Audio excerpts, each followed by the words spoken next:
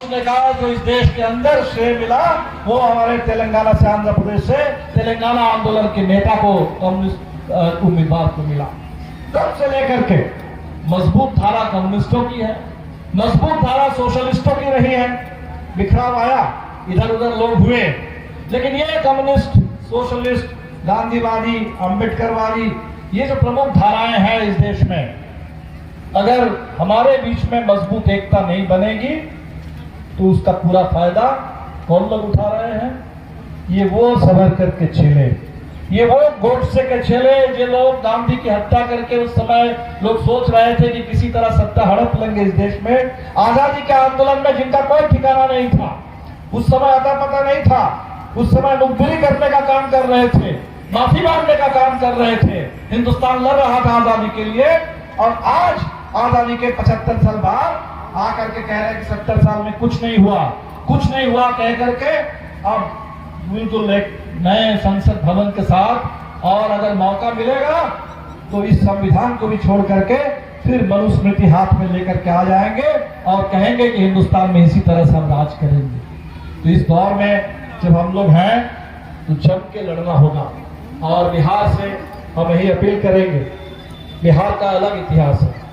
अंग्रेजों के जमाने में 1857 बिहार से लेकर यूपी से लेकर के दिल्ली तक बात पहुंची।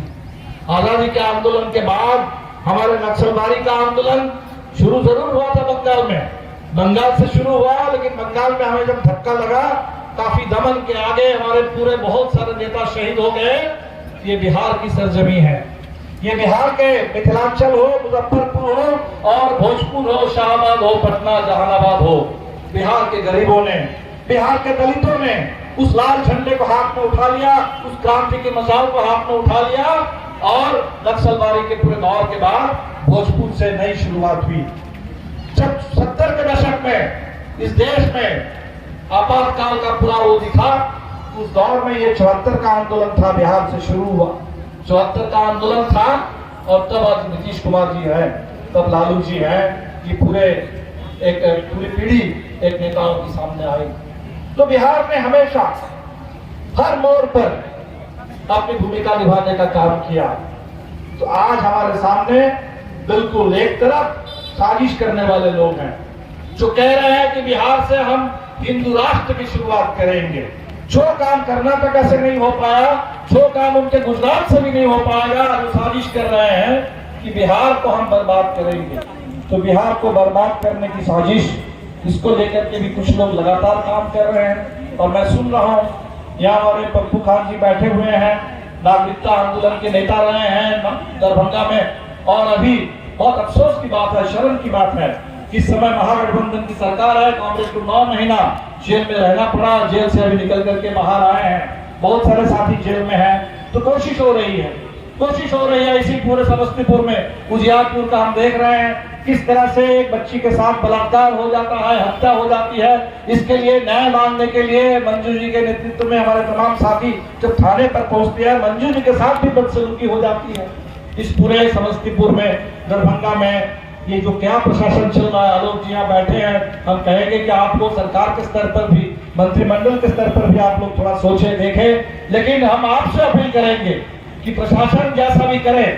वो साजिश करने वाले जैसे भी साजिश करे, अगर जनता ठान लेगी कि बिहार के अंदर ये तमाम उन्माद की ताकतों को, बर्बादी की ताकतों को हमें आगे नहीं बढ़ने देना है, तो मुझे जनता पर सबसे ज्यादा भरोसा है। आप अगर तय कर लेंगे, बिहार तय कर ले, बंगाल तय कर ले,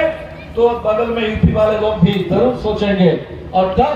2024 में ये मौका नहीं मिलेगा और हम हिंदुस्तान को बचा लेंगे। तो देश को बचाने के लिए, और देश को बचाने का मतलब इस देश में वो जो संविधान है, वो जो आधुनिक भारत का सपना है, एक ऐसा हिंदुस्तान बने जहां गरीबों को सम्मान मिले, अधिकार मिले, जहां दलितों के साथ सदियों से जो उत्पीड़न की कहानी चलती रही है वो खत्म हो जाए। जो अम्बेडकर ने कहा था कि इस देश के अंदर इस जाति व्यवस्था का नाश हो जाए, उन्मूलन हो जाए, एक ऐसा हिंदुस्तान बने जहां लोगों को वाकई वो जो हमारा सपना है, बराबरी, आजादी और आपस में भाईचारा, ये निर्माण करने का हमें मौका मिले। तो साथियों, रामदेव वर्मा जी की पहली पुण्यतिथि के मौके पर हम तो यही कहेंगे, अगर साथी हमारे बीच में आज होते हमें भी बहुत ये उम्मीद थी कि कुछ और दिन रहेंगे और जरूर जैसे हमारे अजीत जी कह रहे थे नए विधायकों को उम्मीद थी उनसे और सीखने का मौका मिलेगा। वो मौका तो नहीं मिला नहीं, लेकिन जितना भी मौका मिला है जो छोड़ के गए हैं हम समझते हैं कि हमारे ऊपर जिम्मेदारी यही है कि उसका ढंग से इस्तेमाल करना। ये हमारी विरासत है, ये धरोहर है और इस विरासत को संभालना, उसको और आगे बढ़ाना, समृद्ध करना ये कम्युनिस्टों का काम होता है, ये संघर्षशील नौजवानों का काम होता है, ये किसानों, मजदूरों, गरीबों, महिलाओं, हम सबका ये काम होता है और इस काम को हम लोग जरूर आगे बढ़ाएंगे। हम इस पुण्यतिथि के पहले पुण्यतिथि के मौके पर रामदेव वर्मा जी को समूची पार्टी की ओर से, पूरे हिंदुस्तान के कम्युनिस्ट आंदोलन की ओर से अपना लाल सलाम पेश करते हैं और जरूर समस्तीपुर की जनता से, पूरे मिथिलांचल और बिहार के लोगों से आपको ये वादा भी आपसे करना चाहते हैं कि इस रामदेव वर्मा के अधूरे मिशन को पूरा करने का हम काम करेंगे, बाबा साहब का अधूरे मिशन को पूरा करने का काम करेंगे, शहीदों के सपनों को मंजिल तक पहुंचाने के काम करेंगे और आपसे अपील भी करेंगे। ये काम कोई छोटा काम नहीं है, कुछ चंद लोगों का काम नहीं है, पूरे हिंदुस्तान के करोड़ करोड़ लोगों का काम है, करोड़ों करोड़ लोगों का सपना है, उनकी जिंदगी के सवाल है और इसीलिए आइए हम सब लोग मिल करके इसको एक ऐसे आजादी का आंदोलन बना दे।